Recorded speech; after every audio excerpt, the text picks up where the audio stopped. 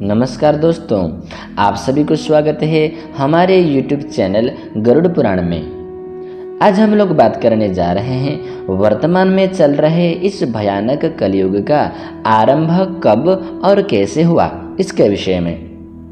दोस्तों, हमारे हिंदू सनातन धर्म के 18 पुराणों में से श्रीमद् भागवत महापुराण में श्री वेदव्यास जी कहते हैं, जब तक इस धरती पर भगवान श्री कृष्ण विराजमान थे तब तक कलयुग इस धरती पर नहीं आ पाया, लेकिन जिस दिन भगवान श्री कृष्ण इस धरा को छोड़ करके अपने परम धाम चले गए, उसी दिन कलयुग इस धरती पर आ गया।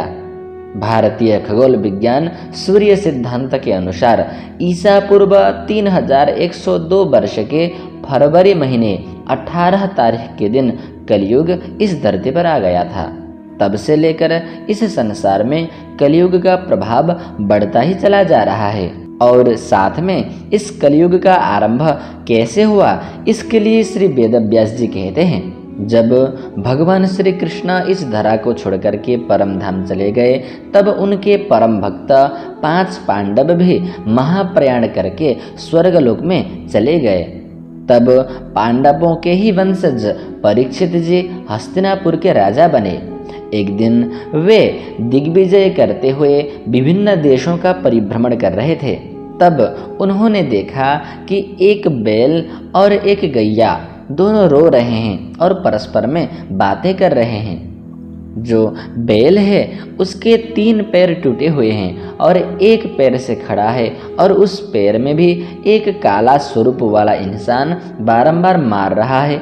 वे दोनों परस्पर में बात कर रहे थे। उनकी बातों को सुनकर के राजा परीक्षित समझ गए कि ये दोनों और कोई नहीं, ये बैल के रूप में स्वयं धर्मराज हैं और गैया के रूप में स्वयं पृथ्वी देवी हैं। राजा परीक्षित दूर से ही सुन रहे थे कि वे दोनों किस विषय में बात कर रहे हैं। तब उन्होंने सुना कि धर्मराज कहते हैं, हे देवी, आप क्यों दुखी हो? आपकी आंखों से निरंतर आंसू बह रहे हैं। क्या मेरे 3 पैर टूट गए हैं इसलिए आप रो रही हो? अथवा इस संसार में धर्म को छोड़ करके लोग अधर्म का आश्रय ले रहे हैं इसके लिए आप दुखी हो? अथवा भगवान श्री कृष्ण धरा को छोड़ करके अपने परम धाम चले गए हैं इसके लिए आप दुखी हो? हे देवी, आप अपने दुख का कारण मुझे बताओ। तब पृथ्वी माता कहती हैं, हे धर्मराज, आप तो सब कुछ जानते ही हैं, क्योंकि आप स्वयं धर्मराज हैं।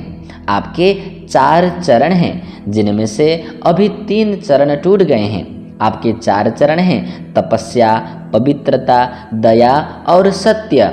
इनमें से कलयुग ने 3 चरणों को तो तोड़ दिया है, बस एक ही सत्य बचा हुआ है, और उसको भी ये कलयुग बार बार प्रहार कर रहा है, इसलिए मैं दुखी हो रही हूँ। साथ में जो भगवान श्री कृष्ण धर्म, सत्य, पवित्रता, दया, दान, त्याग, संतोष, सरलता आदि समस्त सद्गुणों के भंडार थे, वे परम प्रभु श्री कृष्ण मुझे छोड़ करके अपने परम धाम चले गए हैं, इसलिए वे गुण के भंडार भगवान श्री कृष्ण से दूर हूँ मैं, ऐसा सोच करके मैं अत्यंत दुखी हो रही हूँ। और साथ में ये भी कारण है कि इस धरती पर रहने वाले लोगों के ऊपर अभी कलयुग का प्रभाव जमता जा रहा है, बढ़ता जा रहा है। वे लोग धर्म को त्याग कर अधर्म का आश्रय ले रहे हैं। भगवान का भजन करने वाले बहुत कम लोग रह गए हैं। और जब भगवान का भजन और देवताओं की पूजा नहीं होगी, तब अधर्म बढ़ता ही चला जाएगा, और फिर मैं उन पापियों का भार कैसे बहूंगी। लेकिन इस विषय में हमारे सोच विचार करने से कोई भी फायदा नहीं है, क्योंकि ब्रह्मा जी ने जब संपूर्ण संसार की सृष्टि की थी, तब साथ में ही 4 युगों की भी सृष्टि की थी और इनको क्रमशः व्यवस्थित करके रख दिया। जब सत्ययुग आएगा तब धर्म बढ़ता ही चला जाएगा, और जब सत्ययुग समाप्त होगा तब त्रेतायुग, त्रेतायुग के समाप्त होते ही द्वापर युग, और द्वापर युग के समाप्त होते ही कलयुग आता है। ये तो क्रम धर्म है, इसको कोई भी नहीं बदल सकता। ये तो ब्रह्मा जी के द्वारा ही स्वयं रचित हैं, इसलिए इनके क्रम को कोई भी नहीं तोड़ सकता और किसी कारणवश इनका आगमन नहीं होता। ये तो अपने क्रम धर्म के अनुसार आते जाते रहते हैं।